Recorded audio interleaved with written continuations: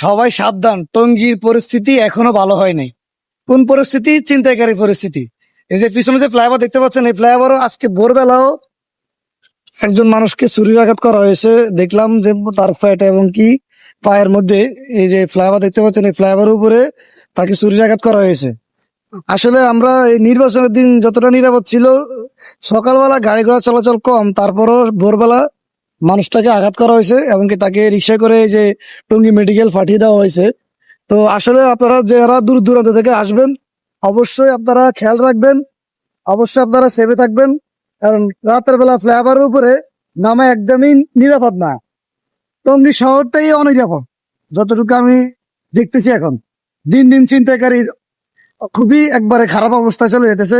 অবশ্যই এটা কর্তৃপক্ষের দিকে দৃষ্টি আকর্ষণ করছি, পুলিশ প্রশাসন নেতাকর্মীদের দৃষ্টি আকর্ষণ করছি। অবশ্যই আপনারা এটার ব্যবস্থা নেবেন অতি শীঘ্রই, যেন মানুষ ঠিক মতো থাকতে পারে এবং শান্তিভাবে এই টঙ্গী শহরে চলাচল করতে পারে। আল্লাহ হাফেজ, ভালো থাকবেন। ভিডিওটি ভালো লাগলে শেয়ার করে দিবেন সবাইকে, যেন মানুষ সবাই জানতে পারে, সচেতন হতে পারে।